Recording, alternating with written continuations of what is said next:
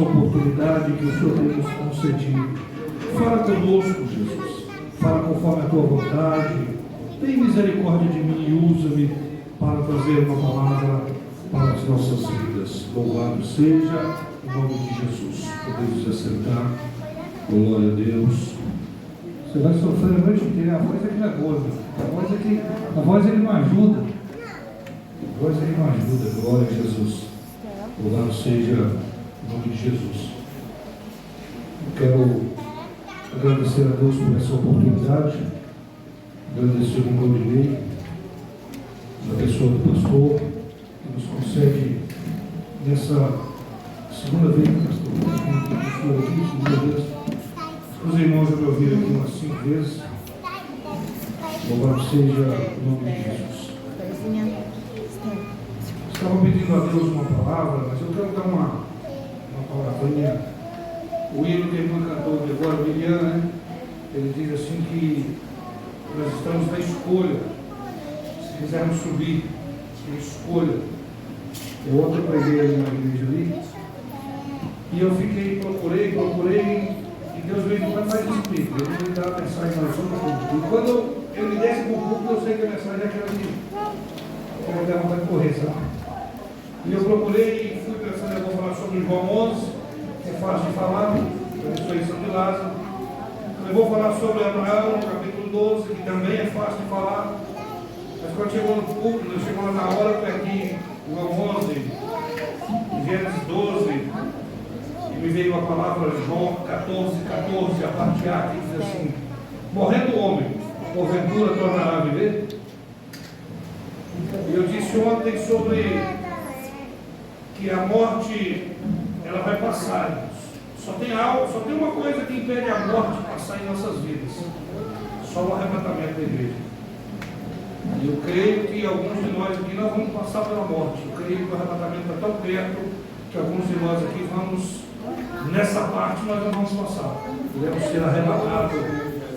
E eu estava dizendo que a morte não escolhe posição social. A morte não escolhe se você é formado, se tem um anel, se tem uma profissão, se é casado, se está esperando o casamento, se está namorando, querendo noivar. A morte não escolhe. E a morte é um cessar aqui nessa terra, é um cessar dessa vida. E alguém chega a dizer que a morte é o fim de tudo. E eu discordo e uso outro termo: a morte é apenas o passo para o começo de uma nova vida. A morte é o fim da vida, não. Quando você morre, aí que começa a vida. Porque aqui nessa terra é 100 anos, 120 anos, quando muito. E quando chega, ainda chega, como diz a Bíblia em Salmos, só canseira e fadiga. Morreu um homem que estava com dinheiro sobrando na casa dos bilhões. A morte não quis olhar a conta bancária dele, chegou e levou. Mas o que eu quero dizer aqui, o hino diz que nós estamos preparando para ir morar ali. Essa vida que nós estamos levando, talvez eu com 46 posso não ir até 47, mas aonde eu vou escolher passar? É nessa vida que é a nossa escolha. É nessa vida que você está levando, é essa crença que você está levando, é essa fé que você diz professar, é esse cristianismo que você diz viver, é que decide, que define qual vida, aonde vai começar a sua vida, qual eternidade que vai começar a sua vida: eternidade com Cristo ou eternidade sem Cristo. Por isso, gostei muito do hino que diz: aqui é a escolha para a vida verdadeira que nós viveremos. É só um treino. Esses 100 anos, 80 anos, é só um treino para saber onde nós moraremos. Como é que eu vou saber? Sim, através do que você escolher. Há um dizer de um estudado que diz assim: nós somos hoje o resultado de nossas escolhas ontem, e nós seremos amanhã o resultado de nossas escolhas hoje. O céu está te esperando, mas o inferno também está te esperando. Depende de você, depende de nós. E eu digo quase todos os fins de pregação, e eu penso que essa não será nesse sentido, mas eu quero que os irmãos já me escute pensando no céu, lá numa sala de entrada, uma parede cheia de chaveiros, porque Jesus disse em João 14 que foi preparar lugar, foi preparar casa. Se ele foi preparar a casa, já está pronto. Cada casa tem uma porta, a porta tem uma fechadura. Na fechadura vai uma chave. Normalmente a gente carrega a chave, a maioria coloca chaveiro, como esse aqui. E aí a Bíblia vai dizer em Apocalipse que naquele dia cada um vai receber um nome, que só aquele que recebe sabe qual o nome que é. Aí eu me pego imaginando lá no céu, na porta de entrada, você entra, você vai deparar com ali uma parede imensa, onde cabem bilhões de chaveiros. E ali quando você bater o olho, você vai ver o seu chaveiro, o seu nome, já está lá. Mas irmão, eu não fui. Pois é, você não foi, mas Jesus já preparou. Depende de você chegar lá para pegar o seu chaveiro. Lá está ele, eu tenho certeza que é lindo e maravilhoso, assim como a casa. Está ali o seu nome. Ninguém te toma ele, porque ninguém sabe o nome que está lá, a não ser a pessoa que é dono. Só basta, irmão, não desistirmos aqui, para podermos chegar lá, pegar o chaveiro e entrar para a nossa casa e eternamente com Cristo. Louvado seja o nome de Jesus. A escolha é aqui, a escolha é hoje. Louvado seja o nome de Jesus. A palavra do Senhor vai dizer dessa história, ela começa em Gênesis, capítulo de número 37, quando José aparece no cenário bíblico. Ele vai para o Egito, como os irmãos conhecem a história, vira governador, leva o seu pai com a família, 70 pessoas. Daquelas 70 pessoas, Deus abençoa de maneira tremenda e vira multidões. E o governo que existia no tempo de José, agora morre. E o que vem depois começa a reparar aquele povo sendo abençoado por Deus através do crescimento das pessoas, nascimento de crianças, e começa a dizer: esse povo vai dominar nós, vamos castigar esse povo, vamos destruir esse povo, vamos colocar eles como escravo, porque quando está no sofrimento não vai dar tempo de fazer filho. Se enganaram. Quanto mais escravo, quanto mais sofria, mais Deus abençoava, mais nascia. E o povo foi crescendo, morre José, e morre todo aquele povo. E o povo agora está escravo no deserto. 430 anos escravizado no deserto. Mas a Bíblia vai dizer no capítulo 1 que aquele povo que estava ali, não aguentando mais aquela fustigação, não aguentando mais aquele sofrimento, eles clamam a Deus. E quando eles clamam a Deus, o clamor sobe até o céu, e Deus se incomoda. E olhando lá do céu, ele disse: eu preciso fazer algo para aquele povo. Mas Deus, pela sua misericórdia e bondade, ele escolheu, ele decidiu usar o ser humano para fazer a maravilhosa obra dele aqui na terra. Poderia ele ter enviado o arcanjo Miguel, o Gabriel, os serafins, e seria tão fácil e rápido. Mas ele, para nos abençoar, para ele nos agraciar, para ele nos honrar, ele decide escolher alguém, ele decide escolher nós aqui na terra. Por isso, nessa noite, a palavra que eu tenho para nós é que você é o escolhido de Deus para uma grande obra nessa terra. Você não é apenas um mero crente, você não está aqui por acaso, você foi escolhido. Segundo João, capítulo 15, versículo 16, o Evangelho de João diz que fostes Deus que vos escolheu, não fostes vós, mas foi Deus que vos escolheu, para que vás e façam uma grande obra. Louvado seja o nome de Jesus. A Bíblia vai dizer que nesse intervino nasce um menino chamado Moisés. E ele, até os 40 anos, eu vou adiantar um pouco, até os 40 anos, já com uma vida formada, da minha idade, mais novo que eu, alguma coisa, ele viveu uma vida de luxo.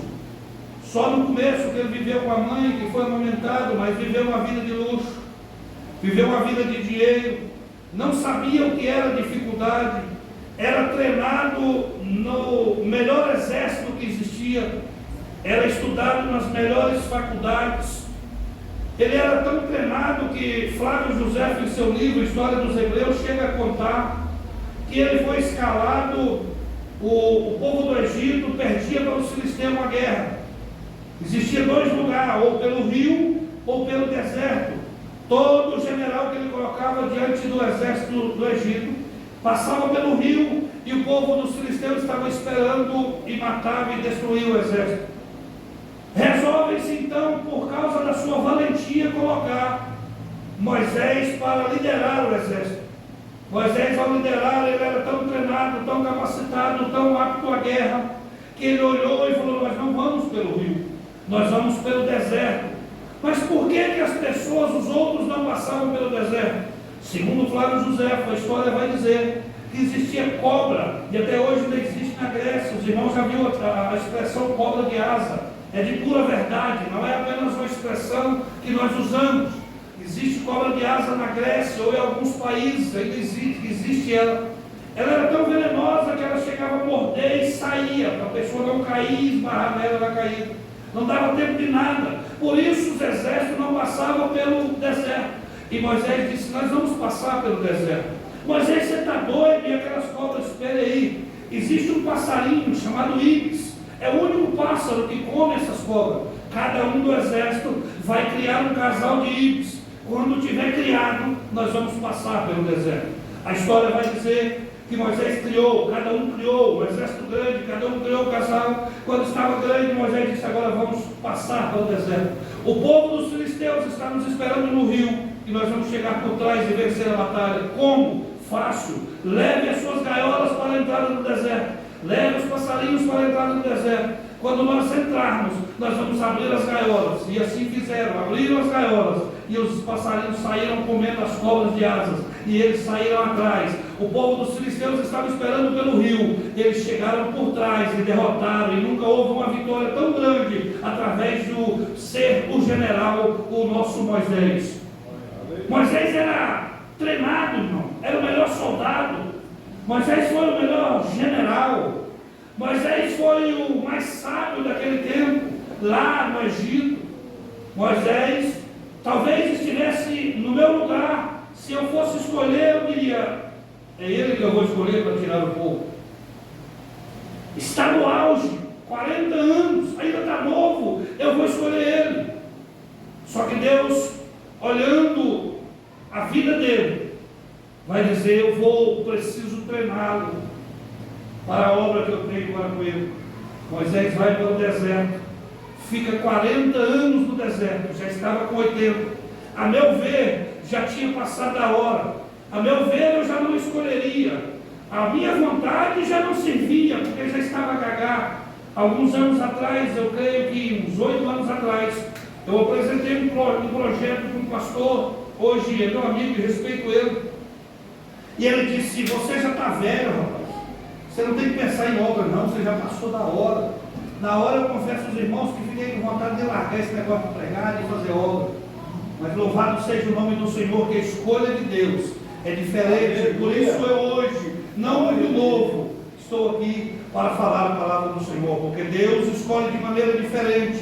Eu mesmo não teria me escolhido, mas a escolha de Deus é diferente da nossa.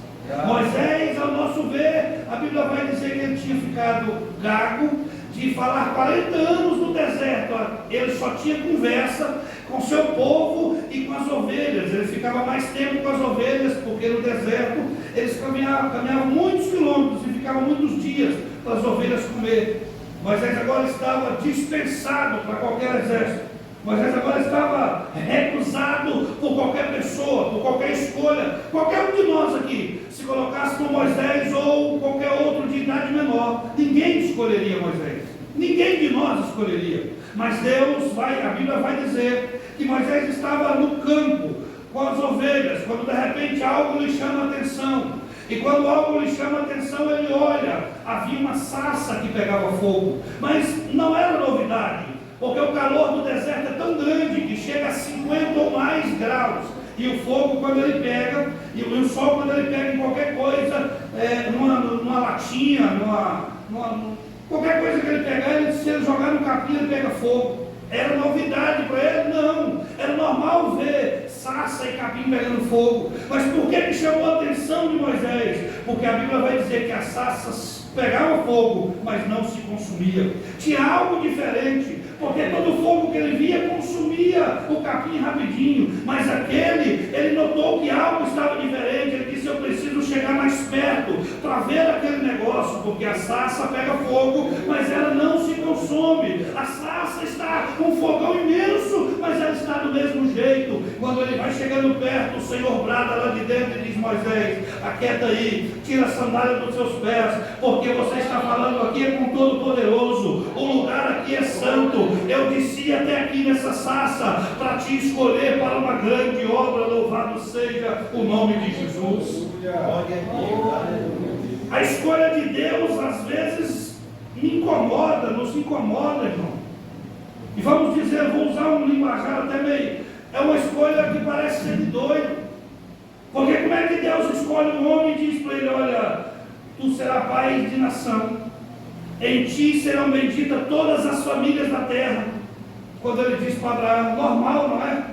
Não é normal, porque a sua esposa era estéril. Para ficar melhor, ela abre a madre e vem agora Isaac. E Deus diz para Isaac: você será a continuidade de Abraão, pai de nações. A esposa de Isaac também estéril. Aí, para não ficar melhor, lá vem Jacó: você será, Jacó, continuista da vida dos seus pais. A esposa de Jacó também estéril. Dá para entender, irmão? Dá. Eu vou te explicar. Quando Deus escolheu dessa maneira, Ele estava dizendo: eu escolho porque eu não preciso da capacidade humana, eu não preciso das suas qualidades. Quando eu chego a escolher, não é porque você é capaz, não é porque você pode, é porque eu posso. E quando eu chego a escolher, eu garanto aquele que eu escolhi. Quando eu chego a escolher, pode não ter valor nenhum, mas o valor é meu, que eu coloco em sua vida. Louvado seja o nome de Jesus. O excluído no meio do mato é agora escolhido para tirar o povo do Egito. E pouca gente, irmão, 600 homens, fora crianças e mulher. Vamos por um filho e uma mulher, 1.800.000 pessoas, que sai dali com ele. Mas ele vai argumentar com Deus e vai dizer: mas Deus, eu não posso, eu fiquei gago, Deus.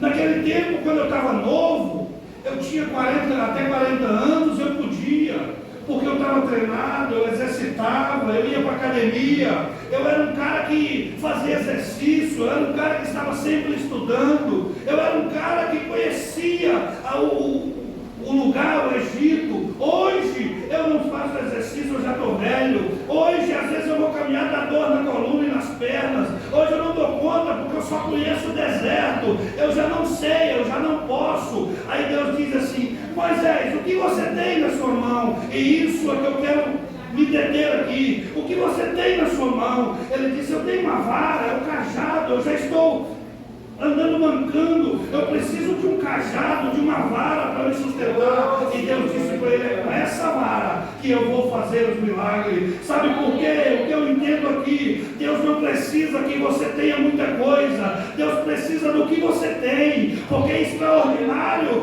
Deus é que é. Ele não precisa de algo extraordinário seu para a obra dele, ele precisa apenas de você se dispor para que ele possa usar aquilo que você tem, aquilo que você entregar a ele. Eu estava essa semana, alguém me ligou e lá na cidade onde eu moro, mas estava aqui, compraram uma terra ali, passou mal e disse: o fulano está no hospital, precisa de oração, vai lá. Quando eu cheguei lá, a esposa dele disse: olha, nós ligamos para muitos pastores aqui da cidade, conseguimos os números de alguns pastores e ligamos para eles, e eles disseram que não tem tempo, que não podia vir, que agora não dava.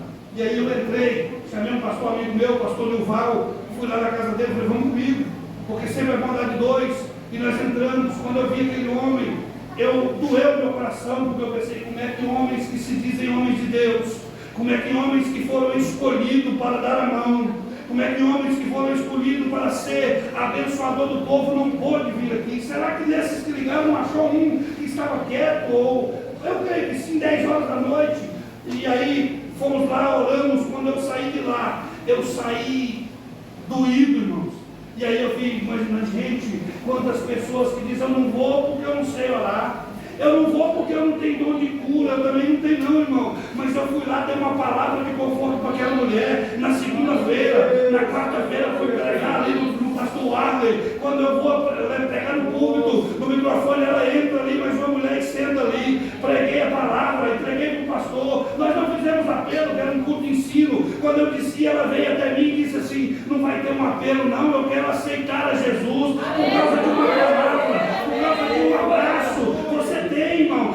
Eu não sei orar. Você sabe abraçar. Tem pessoas que precisam de um abraço, tem pessoas que precisam de uma palavra, tem pessoas que precisam ouvir: Jesus te ama. E nós queremos um extraordinário. E Deus está dizendo: eu uso o que você tem. Extraordinário é eu que sou. O resto eu uso o que você tem. Louvado seja o nome de Jesus. Quantas pessoas morrendo, quantas pessoas se enveredando, porque não tem os que se dizem cristãos chamados por Deus, estamos acovardando por causa de alguns coxos que estão por aí, que não é nem coach, não é coxo, que está aí pregando e dizendo que você é o cara, e aí você vai e acredita: não, eu preciso ter um dom disso, um dom daquilo, e pessoas apenas querendo ouvir: Jesus te ama. Ou talvez pessoas querendo apenas um abraço à beira de um suicídio, e você tem esse abraço, você tem essa palavra, você tem isso que Deus procura. Só basta você dizer: Senhor, eis-me aqui, eu não tenho nada, mas eu posso abraçar, eu não tenho nada, mas eu posso dar uma palavra, eu não tenho nada, mas eu posso orar. Louvado seja o nome de Jesus. É verdade que ele veio a óbito, mas a sua esposa é crente, é serva de Jesus. Porque eu sou alguma coisa? Não, irmão. Me senti até lá, falei: gente, os pastores não vai, vou lá para mim dar uma palavra, uma oração. Às vezes você fala: mas eu não sei pregar, irmão.